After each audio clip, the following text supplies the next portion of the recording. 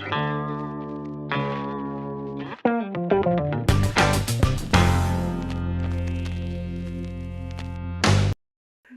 ini ada kabar gembira karena saya untuk pertama kalinya pakai pointer.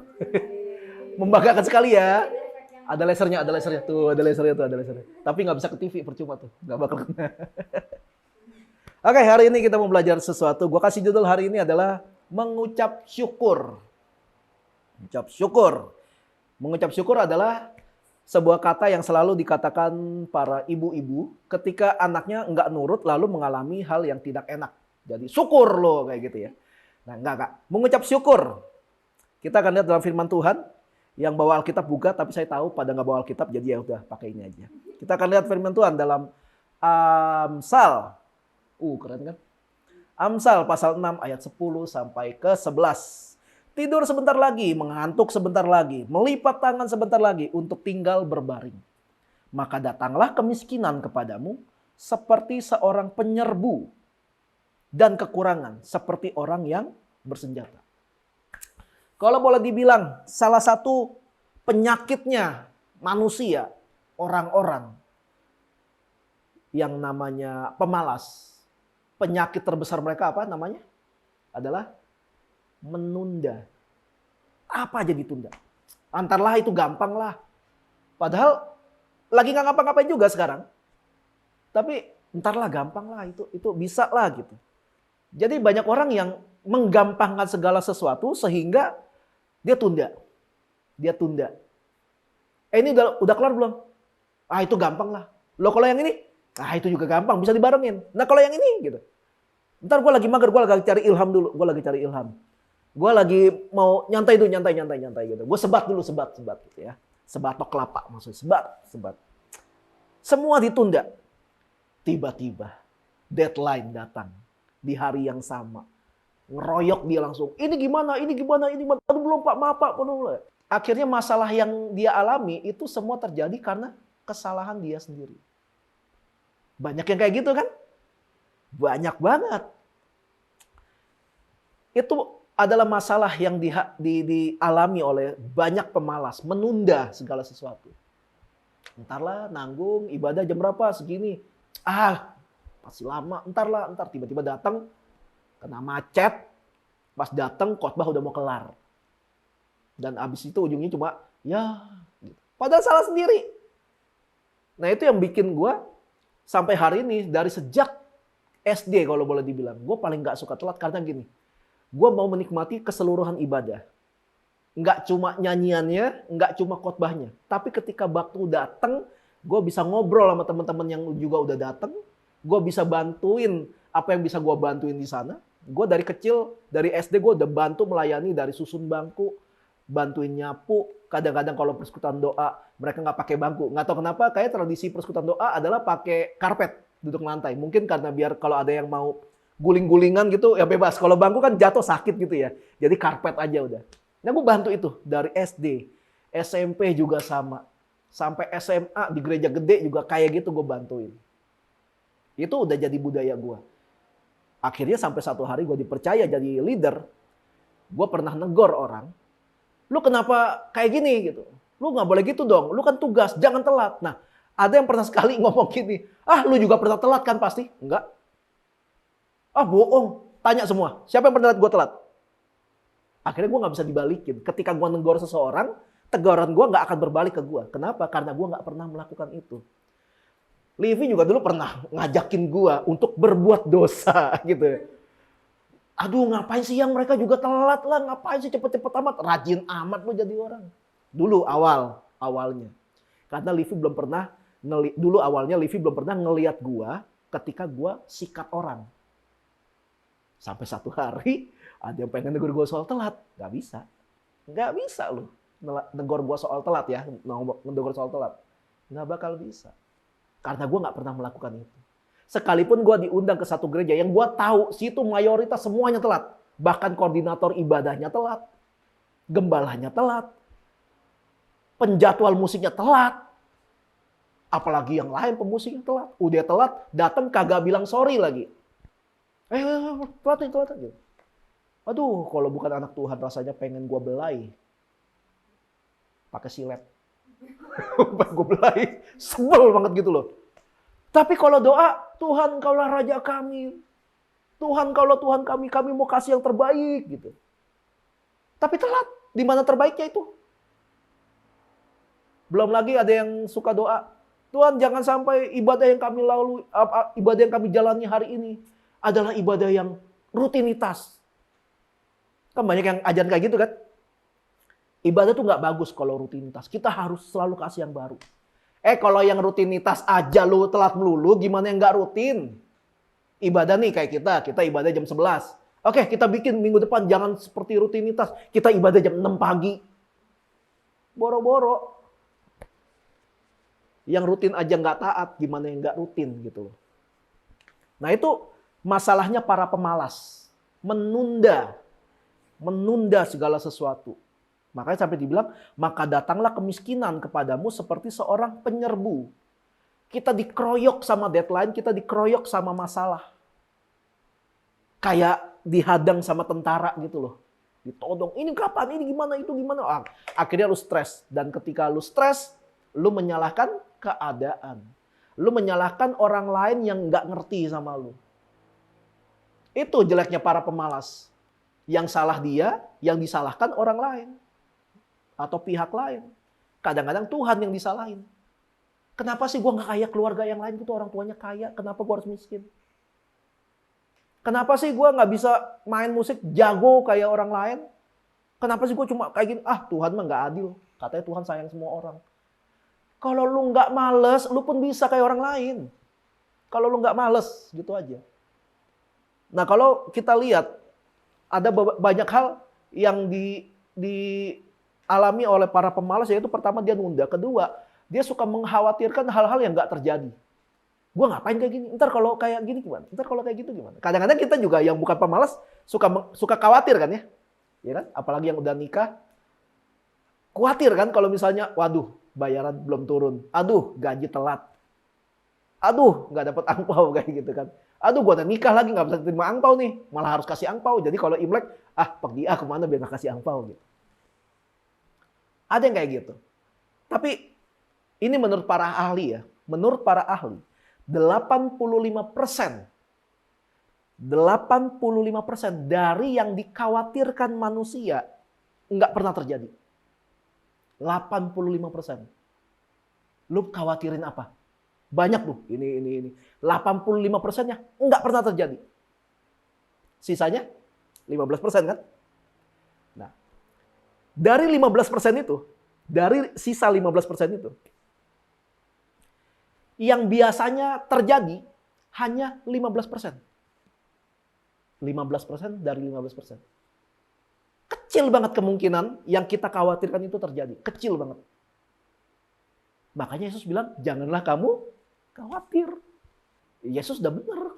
Sebelum para ahli itu ngomong gitu, Yesus udah ngomong, jangan kamu khawatir tentang apapun yang kamu makan, tentang apa yang kamu pakai. Dengan catatan, kamu bukan seorang pemalas. Pemalas itu merusak dirinya sendiri. Orang rajin kadang-kadang hendak dirusak oleh orang lain, tapi dirusaknya pun gak bakalan parah. Karena dia ngerti bagaimana cara kerja dunia ini. Karena kalau gue tanya, apa sih masalah yang paling besar yang pernah kalian alamin? Masalah paling besar yang kalian pernah alamin itu apa? Iya, menurut kalian tuh, ini masalah paling gede nih yang pernah gue alamin tuh yang ini nih. Kira-kira apa? Gak pernah punya masalah besar seperti itu. Enggak, yang paling besar. Ya nggak usah sebut lah. Tapi pasti ada dong ngerasa kayak ini masalah berat banget gitu loh. Ini masalah kayaknya, waduh gila.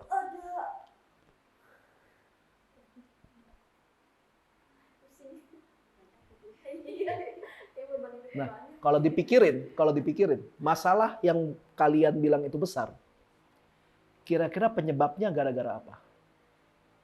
Pernah kepikir nggak? Penyebabnya gara-gara apa? Iya, enggak, maksudnya kita ngomongin secara struktur. Ada masalah nih, masalah A gitu. Misalnya gini, masalah kere gitu, nggak punya duit misalnya. Gua pernah sampai susah beli makan karena nggak ada duit, tapi buat gue itu masalah besar. Coba pikirin, kenapa lu bisa ngalamin masalah itu? Ya, kondisi banyak, tapi kira-kira kenapa bisa ngalamin itu? Kan ada banyak tuh ya. Ditipu bisa gitu kan ya. Ya kan? Gaji kecil bisa. Nggak bijak ngelola uang juga bisa. Jadi ketika kita tahu masalahnya ada di mana, harusnya kita bisa menyelesaikan. Tapi mau nggak lu cari tahu? Karena banyak orang batu. Lu males, disuruh belajar nyimpen duit yang benar, malah enggak lah, bukan itu. Emang gua lagi sial aja. Ya lu membuat diri lu sendiri sial. Karena lu males gitu loh. Iya kan? Jadi ketika kita ngadepin masalah, dipikirin dulu penyebabnya apa nih? Ini kira-kira apa nih? Harus berani ngaku. Kalau emang salahnya salah kita, ya salah kita. Tapi kalau salahnya dari orang lain, coba cari cara gimana bisa menyelesaikan masalah ini karena yang disebabkan oleh karena orang lain itu. Nah, banyak masalah, banyak orang mendapat masalah itu bukan karena masalahnya besar. Banyak orang dapat masalah yang dia bilang, oh gila masalah gue berat banget gitu, masalah gue gede banget. Kebanyakan itu bukan karena masalahnya besar, kebanyakan. Tapi karena masalahnya kecil, cuma ditumpuk-tumpuk. Kamu punya kamar sendiri? Coba deh sekali. Suka makan di kamar, beli ciki. Habis makan, satu doang, taruh situ. Nggak buang ke sampah. Hari kedua beli pop mie. Gitu doang. Coba 2 bulan lu kayak gitu. Kamar lu jadi gudang sampah. Ada kecoa, ada tikus, ada semut. Masalahnya gede nggak? Enggak. Masalahnya kecil, cuma banyak. Kenapa? Nunda menyelesaikan. Livi bisa jadi saksi deh. Soal gua megang sampah. Nggak bakal gua buang sebelum ketemu tempat sampah. Even di motor. Kita beli es potong, tau nggak sih? Es potong yang bulat. Itu cuma tusukan. Gue pegangin terus sampai ketemu tempat sampah. Livi pun dulu ya. Sekarang dia udah, wah alhamdulillah dia sekarang udah luar biasa. Dulu, ya yang itu cuma gitu buang doang. Orang-orang juga pada kayak gitu. Nggak mau gue. Komit. Gitu doang yang. Nggak komit. Ya sekalian gue takut-takutin. Bayangin, ini kan tusukan tajam. Lu lempar, nggak sengaja nancep di tanah. Diinjek sama orang buta. Lu gimana lu? Kan ada domino effect. Maksudnya gini. Sampah tempatnya di tempat sampah. Semua bermula dari hal yang kecil. Kalau hal kecil kita nggak pernah lakukan dengan baik, kayak seperti buang sampah. Ketika kalian gede, buang sampah juga sembarangan tetap. Kalian akan mencari sampah-sampah yang bisa kalian salahkan untuk kondisi kalian. Jadi kebanyakan masalah besar yang dialami orang, kebanyakan bukan karena masalahnya besar. Tapi kebanyakan itu masalah kecil. Ditumpuk-tumpuk. Menyepelekan masalah kecil. Corona juga kecil. Banyak cuman. Allah itu doang yang kena. Akhirnya nggak pakai masker dulu ya. Sekarang udah nggak pakai masker, gua aman lah. Udah sarjana 2, udah di booster. Udah. Maksudnya tetap bijak. Kan semua gua ketemunya juga sama orang yang nggak penyakitan gitu, nggak yang lagi batuk-batuk gua. Kenapa lu deket-deket gitu ya? Cari penyakit gitu kan. Corona juga kecil. Tapi banyak. Jadi masalah gede makanya kan. Satu dunia ngalamin itu semua. Itu kayak orangnya kecil tapi kita nggak bisa ngalahin. Kenapa? Mainnya keroyokan. Susah juga kalau kecil lebih banyak. Dulu gue ini sering nunda kerjaan gue waktu gue masih main di wedding. Video ngedit gitu. Wah gue suka tunda. Ketika pengen kerjaan, dapet job. Ntar dulu deh. Gue job dulu, cari cuan. Nanti ada PR-nya lagi buat kerjain. Tunda dulu karena ada cuan lagi gitu, ada ketemu. Akhirnya kerjaan ngedit gue ketunda. Sampai ada semua klien nanya, ini belum nih, udah berapa lama nih? Gue kelabakan langsung. Akhirnya gue sering begadang buat ngerjain gitu. Terus gue ngerasa, aduh masalah gue gede banget ya. Aduh kerja video tuh berat loh. Aduh, padahal salah sendiri. Nunda kerjaan. Itu gue dulu pernah ngalamin kayak gitu. Sekarang udah enggak. Karena udah nggak ngejob sebagai videografer, jadi udah gak pernah udah gituan gitu loh ya. Nah, sekarang gue ada kasih tips and trick untuk menyelesaikan sebuah masalah yang besar. Atau mungkin masalah yang kalian anggap besar. Karena banyak orang suka salah memposisikan sebuah masalah. Gua kira masalahnya gede, katanya kecil. Ya, kalau Livi kan dulu kan mengklaim dirinya kayak orang gaptek gitu kasarnya gitu kan. Tapi setelah dikasih tahu, oh gini doang gitu kan. Ternyata hal itu mudah gitu loh. Jadi sesuatu yang kita lihat besar, entar dulu. Coba pelajari dulu. Sampai satu kali cuma bilang, oh gitu. Gitu karena udah tahu.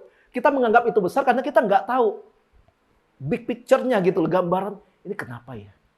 Ya kan? Contoh masalah itu adalah sebuah rumah. Kalian nggak bisa masuk rumah kalau nggak lewat pintu. Pintunya katakanlah gede, tapi pintu itu yang dikunci, dibuka pakai kunci kan? Kuncinya segede apa? Kecil. Belum pernah kan lihat ada kunci segede pintu. Wah, pintunya gede nih. Kuncinya juga harus gede gitu kan. Enggak kan? Kalian kalau yang tahu kapal laut Titanic, pengendalinya apa? Bulat segini doang. Belok kiri, belok kanan, kecil. Jadi sesuatu yang kalian lihat besar, biasanya solusinya kecil. Gampang. Cuma udah terintimidasi kalau melihat, wah gede. Singa tuh bisa mati loh gara-gara semut. Kalau semutnya masuk ke kuping singa. Nggak betah, wah kabur, lari di sana, lari di sini. Akhirnya singa ini karena sakitnya di kepala, dia tabrakin kepalanya ke batu, mati. Gara-gara semut. Bisa kayak gitu. Nah kita lihat firman Tuhan lagi. Wih, oke. Ini karena di sini gua panjang, di sini nggak panjang. Sebab di situ ada kira-kira 5.000 orang laki-laki. Lalu ia berkata kepada murid-muridnya, suruhlah mereka duduk berkelompok-kelompok, kira-kira 50 orang sekelompok. Murid-murid melakukannya dan menyuruh semua orang banyak itu duduk. Dan setelah ia mengambil 5 roti dan 2 ikan itu, ia menengadah ke langit, kemudian mengucap berkat, lalu memecah-mecahkan roti itu dan memberikannya kepada murid-muridnya supaya dibagi-bagikannya kepada orang banyak. Dan mereka semuanya makan sampai kenyang. Kemudian dikumpulkan potongan-potongan roti yang sisa itu sebanyak 12 bakul. Oke, sebelum gue lanjutin. Selama ini yang kalian tahu, kisah 5 roti dan 2 ikan ini kira-kira ngomongin tentang apa? Sejauh yang kalian tahu aja udah. Iya, tentang apa kisah ini? Maksudnya kalian nangkapnya itu sebagai apa gitu? Hah? Mujizat. Oke. Mujizat. Terus? Kamu? Berkat. Bisa. Oke, selama ini taunya itu kan. Nggak salah. Anyway, itu nggak salah. Nggak salah. Kalau gue pribadi, kalau gue ngajar, gue bilang gini.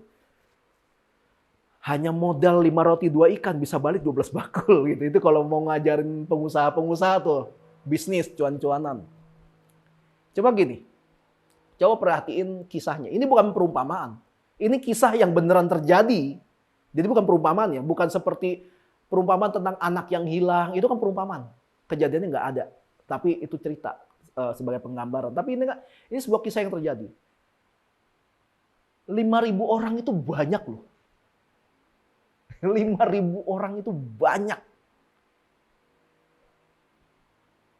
Itu pun baru dibilang baru yang laki-laki. Belum termasuk yang perempuan sama anak-anak. Kalau pakai hitungan bego, totalnya ada 15.000. Bisa kurang, bisa lebih. Yang jelas di atas 10.000. 10.000 orang. Coba mikir coba. Gimana caranya bisa kasih makan orang 15.000 itu sampai kenyang pakai modal 5 roti dan 2 ikan. Ada sisa lagi. Itu gimana coba? Gue cuma mau kasih tahu gini ke orang-orang yang suka menempatkan Tuhan. Cara Tuhan bekerja itu maunya semuanya harus realistis. Sekarang gini. 5 roti dan 2 ikan ini di mana realistisnya?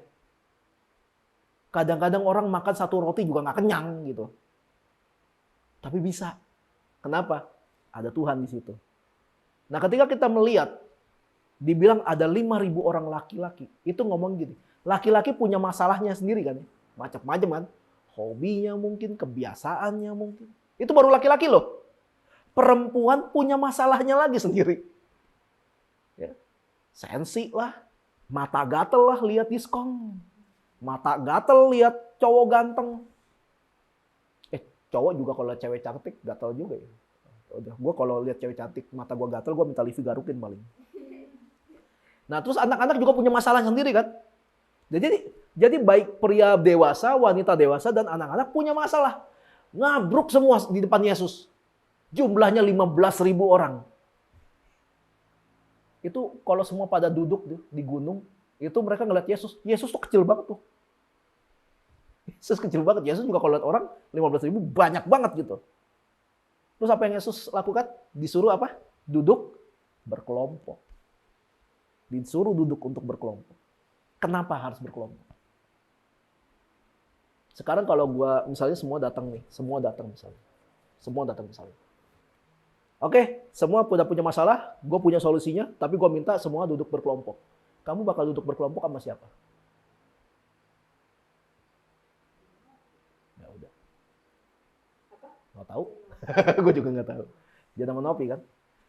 Nah, kalau ada si Yosia sama Cindy, gue suruh duduk berkelompok, dia bakal berkelompok sama siapa?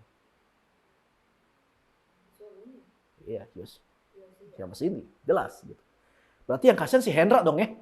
Sama siapa lu? Gitu. Sendiri ya, gitu. Enggak. Maksudnya disuruh berkelompok. Kenapa kamu mikirnya harus sama Jen sama Nopi? Kenapa kamu nggak mikir kelompok sama Cindy? Nah ya udah. Karena itu kelompok kamu. Betul ya? Kalau ngomong berkelompok. Karena kalau udah berkelompok pasti masalahnya sama. Yang dihadapi sama. Kalau masalahnya sama, penyelesaiannya juga pasti sama. Iya kan? Makanya suruh duduk berkelompok. Nggak pakai absen. Duduk berkelompok ya. Ada yang 50, ada yang 100 katanya. Kayaknya lihat satu ini. Dari 15.000 orang, sekali ngelihat 15.000 semua, nyatu semua dalam satu tempat, jadi berkelompok. Dari 15.000, sekarang gini, 15.000 bagi 100 berapa? 150. Iya kan? 150. Tadi ngelihat 15.000. Sekarang lihat ya, 150, 150, 150. Betul ya? Tapi kan ada yang 50. Ya 50 taruhlah. Sekali ngumpul ada 200 mungkin. Jadi katakanlah ada 200. Jadi waktu ngelihat 15.000 karena masing-masing, sekarang mata melihat ada 200. Mengecil nggak? Drastis banget kan? Dari 15.000 ke 200. Jadi ketika kita ngadapin masalah yang kalian pikir itu besar, langkah pertama adalah caranya kita harus klasifikasikan masalahnya dulu. Masalah gue gede banget, gue ada ini, ada ini, ada ini, ada ini. Gede pokoknya. Nah, langkah pertama menyelesaikan masalah adalah yang pertama klasifikasikan masalahnya dulu. Kelompokin dulu masalahnya nih. Ini masalah keuangan, ini masalah pribadi, ini masalah nabung, ini masalah gengsi gitu. Semua masalah lu kelompokin dulu. Tentuin apa yang harus lu lakukan. Yang mana dulu yang prioritas. Putusin dari dikelompokkan gitu loh masalah-masalahnya. Jadi dengan kayak cara seperti itu, kita bakal bisa melihat yang tadinya besar jadi mengecil. Betul? Kita mencontoh deh. Ini karena Livi yang paling gua kenal, jadi gua selalu Livi pokoknya. Livi. Oke. Masak. Ya, masak. Kemarin Livi habis masak ayam bumbu. Gitu, ayam bumbu. Apalah namanya ya, bumbu dapur pokoknya bumbu. Kalau Livi nggak bisa masak, dia cuma tahu, gue pengen ayam goreng bumbu deh. Tapi dia nggak bisa masaknya. Terus gimana caranya? Ke pasar. Oke, ke pasar. Ngasal gitu.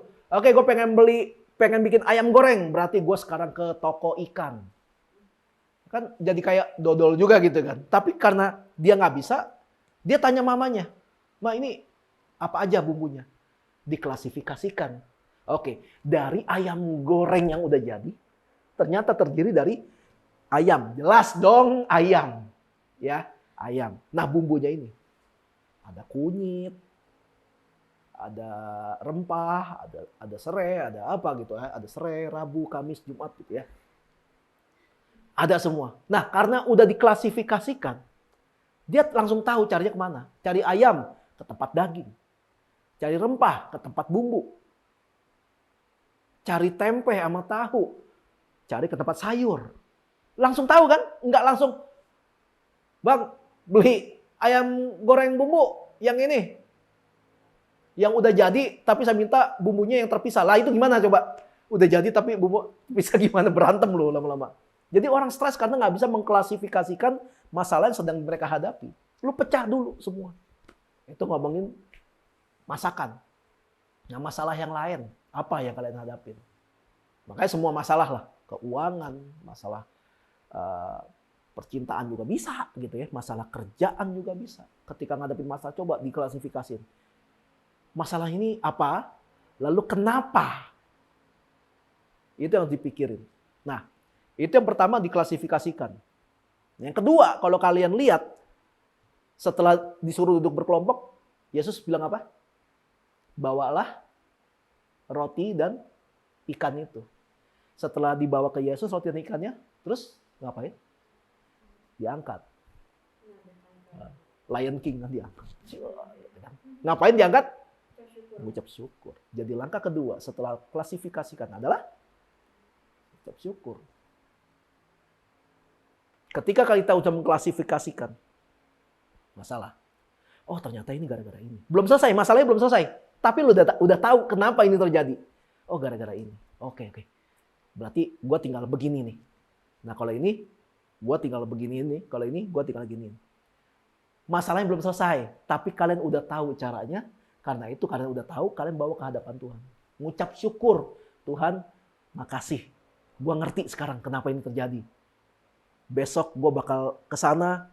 Gue bakal selesaikan dengan cara-cara seperti ini. Minta Tuhan tuntun, minta Tuhan kasih hikmat. Gimana cara gue ngomongnya, gimana gue hadapinnya. Yang paling penting, minta hikmat supaya apa yang gue ucapin nanti atau tindakan gue nanti nggak jadi kesalahan yang baru. Itu ngucap syukur. Kita serahin semua solusi ini ke dalam tangan Tuhan sebelum kita bawa solusi ini kepada sumber masalahnya. Itu kita ngucap syukur. Yesus pernah bilang ini, jangan khawatir kan. Kenapa? Karena Yesus bilang kalau khawatir tidak bisa menambah sehasta saja jalan hidup kita. Kalau khawatir nggak bisa menambah sehasta jalan hidup kita, artinya yang mampu melakukan itu, menambah sehasta jalan hidup kita adalah mengucap syukur. Kita kalau khawatir masalah nggak pernah selesai kan? Ya kan? Kenapa kita masalah nggak bisa selesai? Karena lu khawatir, lu takut, mental lu down, pikiran lu mumet, lu nggak bisa mikir. Tapi ketika lu mengucap syukur, lu lebih tenang, otak lu lebih fresh. Maka lu bisa mikir. Makanya lu bisa menambah sehasta jalan hidupan. Kalau gua gini gimana? Waduh nggak bisa. Oke. Gua tanya sini. Kayaknya dia pernah ngalamin. Tanya. Lu nggak diam. Cuma meratapi nasib nggak diam. Ya Tuhan kenapa ini gua ngalamin ini? Kenapa ya gua kayak gitu? Kenapa ya gua sial banget? Tahu gini gua mendingan nggak usah dilahirin. Gua nggak pernah minta dilahirin. Nggak bisa. Lu udah lahir. Lu harus jalani hidup lu. Anak Tuhan mentalnya nggak kayak gitu. Tapi kalau lu bisa ngucap syukur. Kita ngalam. Gua pernah dalam satu kondisi gua sama Livi. Di dompet, jadi yang punya uang waktu itu satu-satunya gua. Dan uang gua satu-satunya ada di dompet. Dan uang yang di dompet itu nilainya adalah Rp15.000. Gua nggak ngerti mesti gimana lagi, tapi Tuhan bilang gua harus mengucap syukur. Gua ambil langkah iman. Gua ambil sebuah nampan. Gua ambil dompet gua keluarin 15.000-nya, kartu debit gua keluarin, dompet gua taruh, yuk yang kita ikuti teladan Yesus, kita angkat nampannya, kita ucap syukur. Tuhan, makasih kami masih ada Rp15.000. Makasih buat kartu ATM yang isinya kosong, tapi kita punya ATM setidaknya. Jadi kalau ada yang mau transfer bisa, gitu maksudnya. Kita ucap syukur aja. Ya untuk gimana? Tapi duitnya ada kok, beneran. Ya 15.000. Nggak tahu deh itu 15.000 bisa sampai sebulan. Gue nggak tahu. Mungkin bisa, tapi belinya anak mas. Setiap hari makan anak mas, sekali makan setengah bungkus. Udah gizi kita langsung habis tuh pasti. Tapi kita ngucap syukur. Percaya apa enggak, 15.000 itu tetap enggak berubah angkanya selama 1 minggu ke depan. Gara-gara selama 1 minggu itu ada aja yang ngajakin kita ketemuan, terus makannya kita dibayarin. Tiap hari. Siang malam, siang malam, siang malam. Ada yang beli makanan malah, bawa ke rumah. Ada yang mau main ke rumah kita, bawa makanan. Kita nggak kasih tahu, wih pas banget nih gue lagi bokeh. Enggak, kita selalu menjauhi mental seperti itu. Pas banget gue lagi bokeh nih, aduh makanya nggak mau.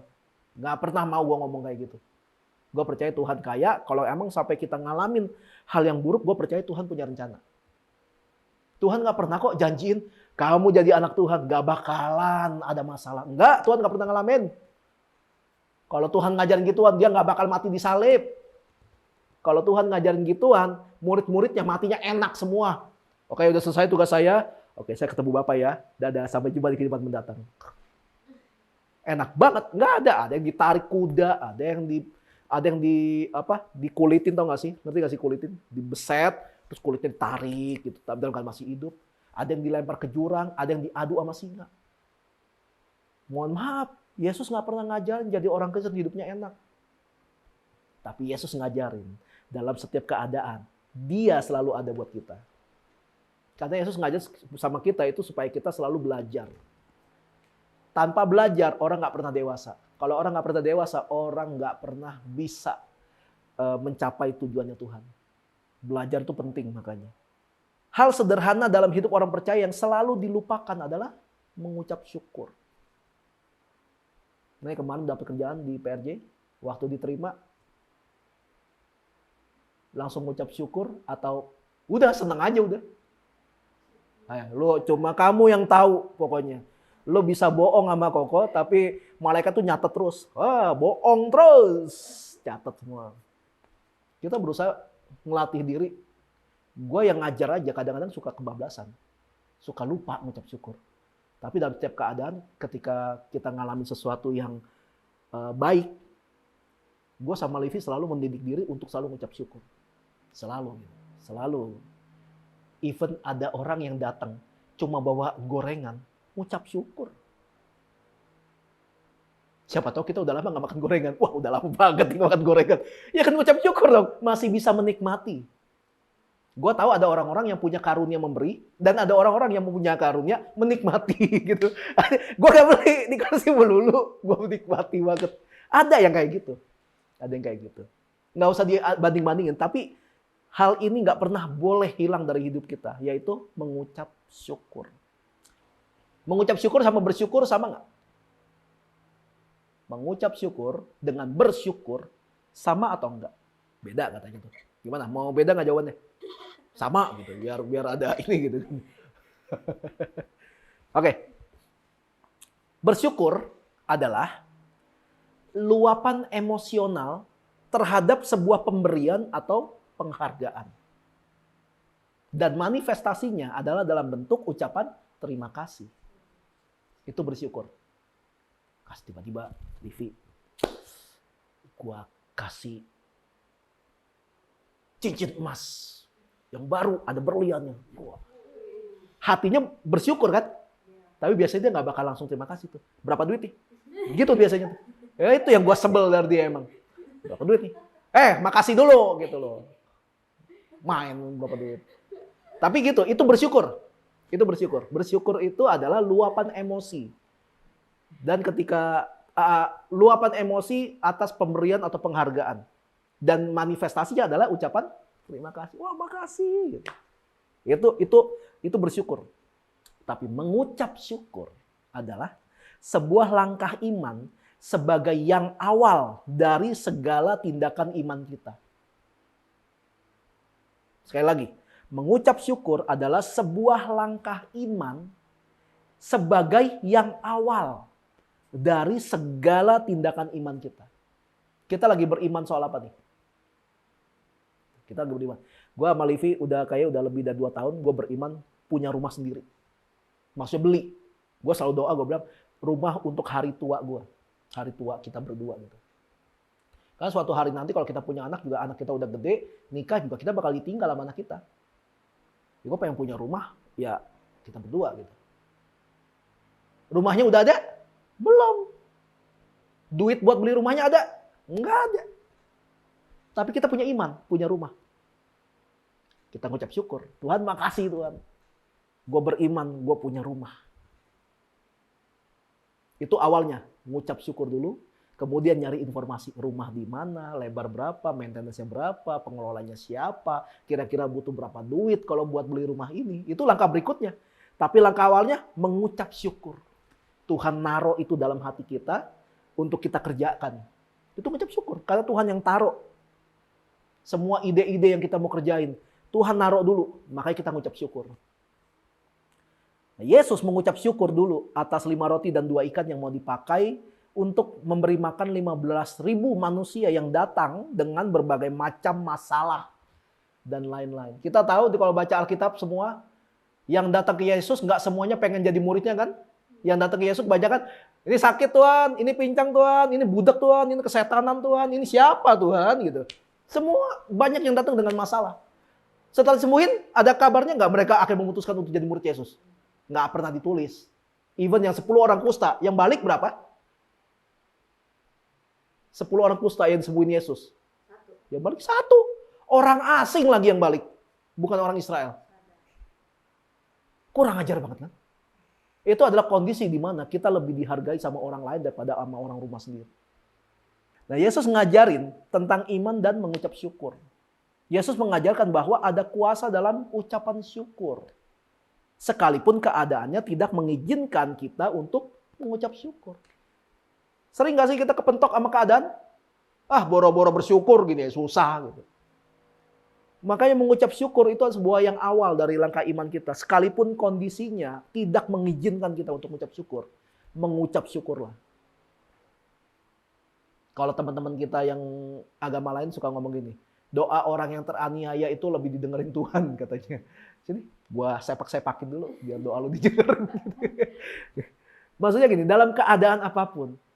Kalau kita hanya datang sama Tuhan ketika kita lagi senang, mohon maaf, orang yang nggak punya masa depan di dalam kerajaan sorga juga bisa ngelakuin. Tapi anak Tuhan yang benar gitu, yang sesungguhnya, mau keadaan yang nggak enak pun, ngucap syukur. Habis dimaki-maki sama orang tua lu, ngucap syukur. Masih ada yang maki-maki lu soalnya, orang tua lu masih ada. Sekarang kalau kondisinya kayak gua sama Livi, mau minta supaya dimaki sama orang tua kita juga nggak bisa. Papanya Livi udah nggak ada, mamanya gue udah nggak ada. Makanya gue mengucap syukur buat segala hal. Terus yang ketiga, lanjut aja ya. Yang ketiga adalah ketika kita dapat masalah, pecahkan solusinya. Oh, gue udah tahu caranya. Bagaimana caranya supaya hidup kita berkenan sama Tuhan? Caranya adalah taat sama Tuhan. Bentar, taat itu apa aja? Nah, kita pecah. Baca Alkitab, doa pribadi, melayani. Kita pecah. Kalau taat, oke, gue mau taat, tapi taat itu apa gitu? Di dalam taat itu ada apa aja? Nggak tahu. Kita pecah makanya solusinya. Nah, roti yang adalah jawaban untuk masalah itu, roti Israel tuh bulat-bulat gitu loh. Tapi gede, bulat. Roti yang itu dipecah sama Yesus. Dirobek kali maksudnya ya. Aneh juga kalau dipecah dia. Prang gitu. Kelas. Nah, roti yang jadi jawaban itu dipecah sama Yesus. Setelah mengucap syukur. Yesus mengucap syukur dulu. Ada roti misalnya, ada apa. Diangkat. Makasih Tuhan, bla bla bla bla bla gitu. Habis turunin. Oke. Biar kebagian ya. Dipecah. Roti yang adalah jawaban untuk masalah itu dipecah Yesus setelah mengucap syukur untuk solusi sederhana dari surga. Masalahnya apa sih? Di kisah ini ada 15.000 orang lapar. Solusinya apa? Kasih makan. Oke. Pakai apa? Nah, itu dipecah makanya. Kasih makan, dipecah. Ada roti, ada ikan. Diambil. Mengucap syukur, kemudian dipecah. Ikan mungkin dipotong-potong kali. Dipecah. Kejadian seperti itu mirip sama kejadian di Perjanjian Lama, yaitu minyak janda. Disuruh ambil semua tempayan, semua baskom, semua ember. Itu bakal terus ngalir selama baskom kosongnya ada. Minyak dari janda itu akan terus ngalir selama baskom kosongnya ada. Ketika janda ini, wah asik nih, nggak bisa habis. Itu minyaknya paling tinggal segini nih, tinggal segini ya, kalau lebih kecil lah. Dituang, pas pengen penuh di baskomnya. Nah, ambil lagi yang kosong. Iya bu. Ya. Baskom ketiga, pengen penuh, ambil. Waduh, udah pengen penuh nih. Cari yang tetangga, cari yang tetangga. Cari semua, rumahnya baskom semua udah. Tapi minyaknya nggak habis-habis. Begitu anaknya bilang, wah baskomnya udah habis penuh semua, berhenti. Yesus bukan Tuhan kita bukan Tuhan yang mau menjalankan pesugihan, tau gak sih? Ini ajaib, nggak bakal pernah habis. Tuh kan, udah penuh kan? Oke, besok jalan ke rumah orang. Nih coba lihat nih, nggak bakal habis nih. Nggak bakal gitu. Ketika semua terpenuhi, saatnya kita mandiri. Makanya suruh minyaknya jual. Jadiin duit semua. Bayar hutang, hiduplah dari sisanya. Itu kata Elia waktu itu. Nah, Yesus juga gitu. Dia pecahin. Mungkin di situ ada kayak keranjang-keranjang kecil. Kayak ada keranjang-keranjang kecil. Terus dipecahin rotinya. Oke, terus oper. Ini dirobek-robekin. Tapi kok rotinya nggak habis-habis. Terus. Capek juga. Yesus suruh murid-muridnya ikutan mecahin. Ayo. Jadi lomba mecahin roti nih. Nggak habis-habis. Sambil dirobekin, sambil dibagiin ke orang-orang. Jadi gampang ayo. Oke, 10 kelompok pertama. 50 kelompok kedua. 100 kelompok pertama. 50 kelompok kedua. Bagian, ayo oper terus, oper gitu kan. Ketika semua pada bilang, wah kenyang. Pas dirobek, lah habis. Pada bilang kenyang. Ada sisa. Jangan bawa pulang ya. Kumpulin. Kekumpul berapa? 12 bakul roti. Belum termasuk ikan. Mungkin kalau murid Yesus ada yang Cina, mungkin ya. Yesus, boleh nih kita jual. Lumayan cuan gitu kan. Nggak bisa. Ini semua kita balikin sama yang punya roti sama ikan. Roti boy. Yang ngasih ikan kan? Yang ngasih ikan sama roti. Roti boy. Dia cuma kasih 5 roti 2 ikan. Dia dapat 12 bakul roti sama sisanya berapa bakul ikan. Kenapa? Karena dia tahu Yesus butuh. Kasih. Jadi roti itu dipecah. Waktu COVID, pendapatan gua sama Livi itu bukan berkurang, tapi habis. Kita sampai, udahlah kita stop pembayaran cicilan rumah, udahlah kita mundur, udahlah rugi lah udah biarin. Sampai hari ini kalau mau ingat itu nangis gua kayak sedih gitu loh. Ini rumah udah sama-sama suka, udah sama-sama mau jalanin. Ya, kita stop gara-gara COVID. Tapi ya udah. Karena pendapat kita langsung 0. Nah, waktu 0 itu selama 8 bulan hidup kita dari mana? Dari icip, dari keripik kentang. Keripik yang resepnya nggak sengaja kita dapetin. Sampai hari ini katanya nggak ada yang bisa bikin keripik kayak punya kita. Resepnya juga kita gini. Bukan soal itu. Selama 8 bulan kita hidup dari situ. Dapat duit. Sampai bulan ke-8. Kerjaan kita balik. Mana yang pesen icip lagi? Nggak ada. Persis nggak kayak kejadian minyak janda? Persis. Ada mujizat terjadi karena kita butuh mujizat itu. Tapi ketika kita sudah mulai dewasa sama keadaan kita, mujizat di stop. Jangan hidup dari mujizat terus. Hidup dari kedewasaan juga. Mujizat diberikan sama Tuhan kepada mereka yang membutuhkan. Makanya Yesus selalu mengadakan mujizat sama orang-orang lumpuh, orang buta, orang bisu, orang mati. Lu gak bakal pernah ketemu Yesus mengadakan mujizat untuk muridnya. Yesus gak ada ceritanya menyembuhkan muridnya dari sakit koreng, itu gak ada. Karena mereka cukup dewasa untuk jaga diri. Malahan murid-muridnya yang ikutan menyembuhkan orang, bangkitin orang mati, menginjil. Jadi jangan selalu mencari mujizat, jangan.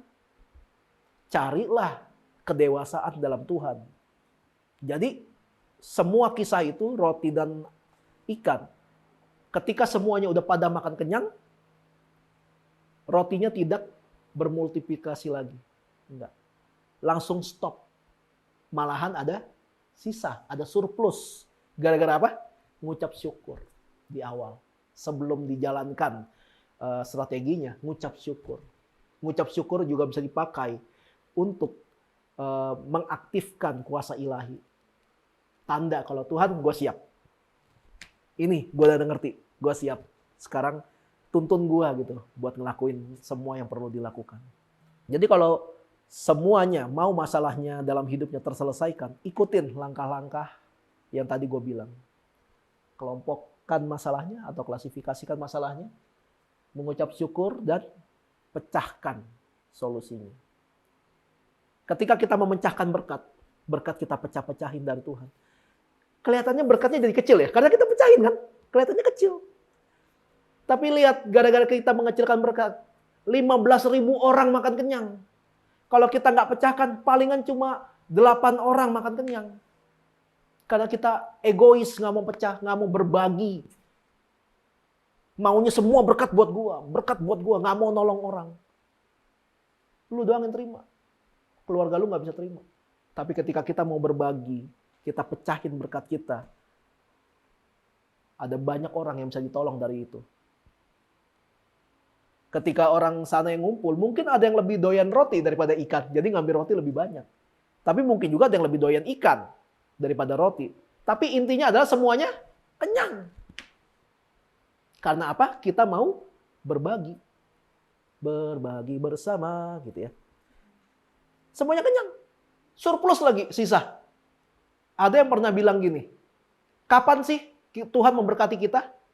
Ketika stok berkat dalam hidup kita kosong. Kenapa gitu? Karena kalau masih penuh, mau diisi pakai apa? Penuh. Keluarin dong. Kalau kosong, wah kosong nih, diisi lagi sama yang baru. Kalau kita nggak mau kosongin, berkat itu selalu berkat yang lama terus. Anggur yang lama. Anggur yang lama di kantong yang lama. Nanti ketika diisi sama yang baru, pecah itu semua. Akhirnya kehambur semua. Berkat yang harusnya buat kita, nggak jadi buat kita. Kesebar kemana-mana, kita nggak dapat. Gara-gara itu. Gara-gara kita nggak mau berbagi. Gereja kita ini emang kecil nih. Tapi kalau kita di sini, kita semua ya, termasuk yang nonton, kalau kita mau dipecah, jadi berkat oleh Tuhan dalam mengerjakan kerinduan Tuhan di lingkungan kita. Bayangin ada berapa ribu keluarga bisa ditolong sama kita. Enaknya gereja kecil itu apa sih? Gesit, cepet. Keputusan yang diambil cepet. Karena kalau gereja gede, birokrasinya berbelit-belit banget. Waduh mesti ini, mesti itu. Gue udah ngalamin tuh. Cuma pengen beli aqua dus.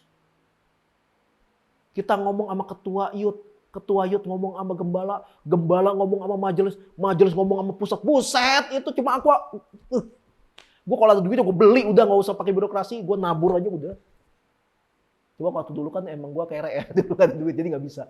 Tapi kesel, cuma buat minum, cuma buat aqua dus. Kita harus nunggu sampai sebulan. Satu dus doang. Makanya enaknya gereja kecil tuh gesit. Sekali ngomong, wah kita butuh ini nih yang bisa set gitu ya. Bacot doang gampang, set. Duitnya ada nggak gitu ya. Ada nggak dari kita hari-hari ini diperhadapkan dengan kondisi yang seolah-olah tidak mengizinkan kita untuk mengucap syukur? Ada nggak? Kondisi kita belakangan ini membuat kita jadi susah mengucap syukur nggak sih? Padahal udah diberkati Tuhan loh. Kita sadar semua yang kita terima itu kan dari Tuhan kan. Ada nggak sampai nggak ngucap syukur gara-gara aduh udahlah capek gue soalnya habis kerja, besok aja. Besok terus. Akhirnya jadi kebiasaan untuk besok. Akhirnya kita nggak pernah taat lagi sama Tuhan. Padahal tadinya waktu lagi susah katanya dari Tuhan. Begitu udah lebih oke, Tuhan langsung digeser. Yang taruh di atas kita mamon, materi, duit, harta, apalagi sebutin langsung semua. Tuhan jadi dibuang jauh-jauh. Kondisi hidup kalian seolah-olah tidak mengizinkan kalian untuk percaya sama Tuhan. Kalian nyari solusi sama orang lain terus. Lupa sama Tuhan. Yang akhirnya kondisi itu, kondisi yang susah itu jadi berkuasa atas hidup kalian. Karena kalian membuang Tuhan. Masalah kalian jadi ada di atas pengharapan kalian sama Tuhan. Kalau udah hancur, kalau udah rusak, kalau udah nggak karu-karuan, baru ingat Tuhan. Dan itu kan berulang terus dari dulu orang-orang. Lagi susah nyari Tuhan. Ditolong Tuhan, lupa Tuhan. Nanti kena susah lagi, nyari Tuhan lagi. Jadi kudus lagi gitu.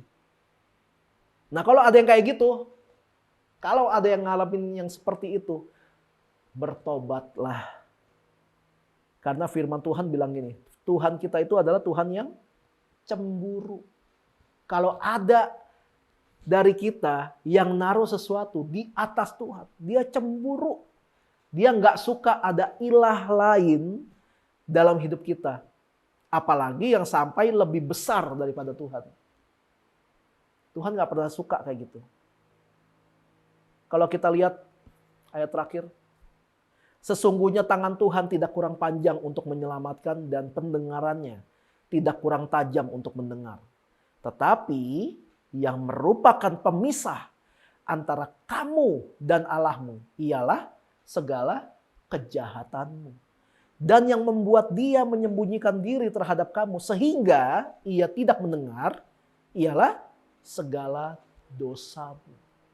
Ketika kita menempatkan hal lain yang lebih dari Tuhan itu sendiri, itu adalah sebuah kejahatan, kata Tuhan. Nanti ini mulai kerja. Sibuk. Alasannya sibuk kerja. Padahal kalau mau bagi waktu bisa, tapi enggak, sibuk pokoknya. Capek. Hangout sama teman, lupa langsung. Nggak pernah ke gereja lagi, nggak pernah doa lagi, nggak pernah baca Alkitab lagi. Firman Tuhan bilang, itu adalah kejahatan. Akhirnya kejahatan itu yang membuat doamu tidak terdengar lagi sama Tuhan. Kamu kayak ngomong sama Koko, tapi dari balik tembok ini. Kok tolong kok. Gue gak bisa denger. Ada kejahatan di sini. Itu kejahatan. Dia bangun tembok. Makanya doa kita jadi gak kedengeran. Hadirat Tuhan itu jadi terasa jauh dari hidup kita. Tuhan kayak jauh ya. Tuhan kayak gak mau dengerin gue lagi Tuhan. Tuhan kayak udah gak peduli. Enggak. Lu yang bangun tembok lu sendiri. Kalau mau denger, kalau mau didengar doa kita, hancurin temboknya.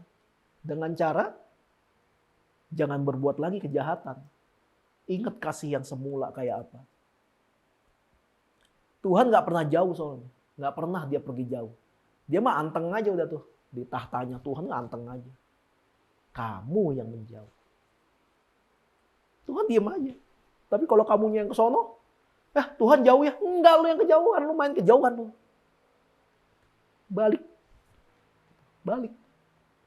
Balik ke Tuhan. Bertobat.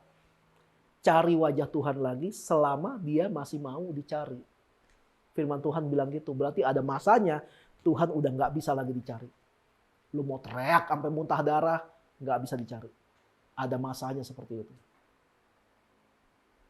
Mulai dari mengucap syukur buat segala hal. Hari ini kalau kita dapat berkat, mengucap syukur. Hari ini kalau kita ngalamin masalah, mengucap syukur. At least lu mengucap syukur karena walaupun ada masalah, gue masih hidup. Gue masih bisa makan, gue masih bisa tidur, gue masih bisa ketemu orang.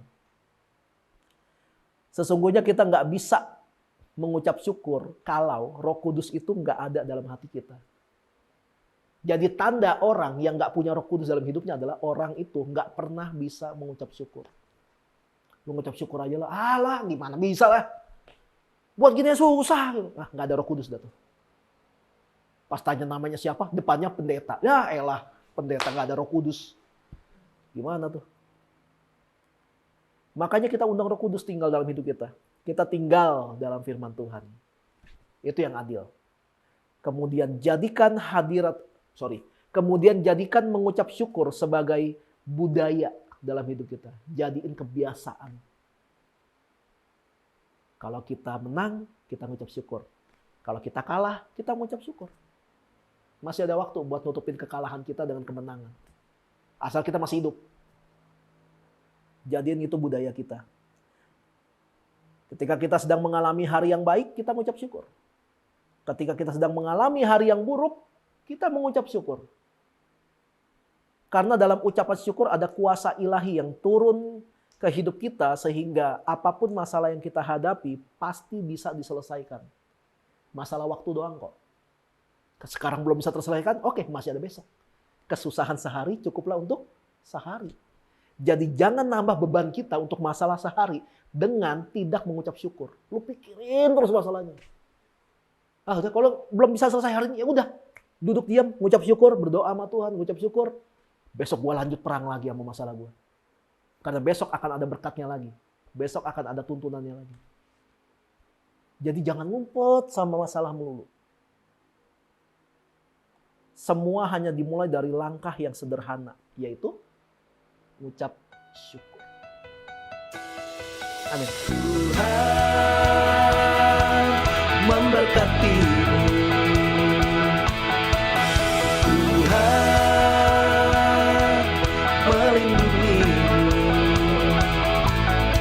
Dia menyinarimu dengan wajahnya dan memberikan kasih karunia. Tuhan menghadapkan wajahnya dan memberi damai sejahtera.